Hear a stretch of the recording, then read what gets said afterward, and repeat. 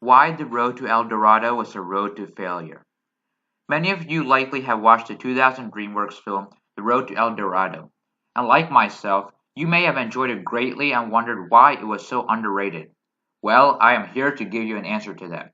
For those who have not watched the animation, I recommend watching it, but basically here's the plot of the story. The film takes place in the early 1500s in Spain, the peak of the age of exploration. Two conmen named Miguel and Tulio manage to board a boat of Hernan Cortes headed for the Americas, with a map to the legendary golden city of El Dorado. They do reach the city, and I won't give away too much of the plot, but what happens is that they are mistaken for the gods. So, after being treated as such, one man, Zekel Khan, the high priest of the area, realizes that they are not gods and tries to kill them. Then, finally, they escape and set off on another adventure with the native women that they got acquainted with in the city, Chell. The film began production in 1995, but then entered hold and was the subject of many rewrites. Due to this, it was sometimes called El Dorado, the lost city on hold. The intensity of the love scenes were toned down, as well as the originally intended PG-13 rating of the movie.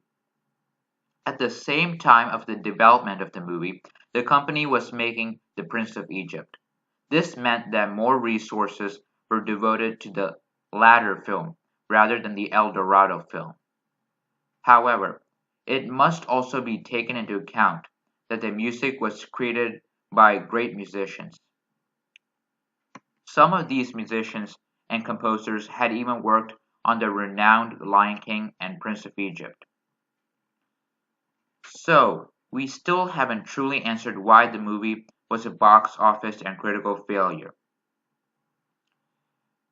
It was a flop at the box office, grossing about $76.4 million on a $95 million budget.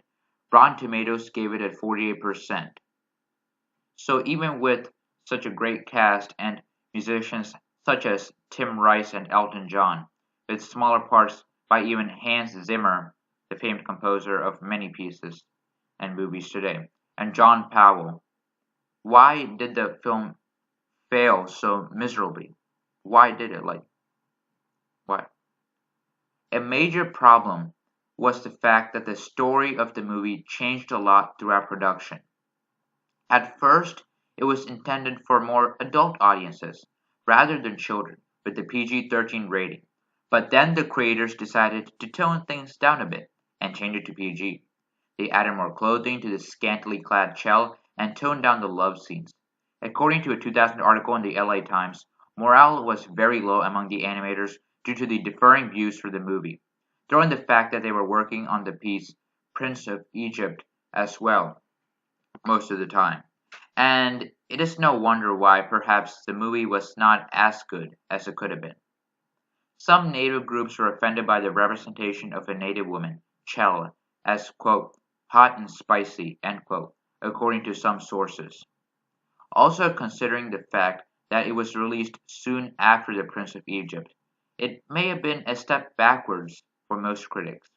And would you really go to see a movie that was downgraded by a bunch of critics?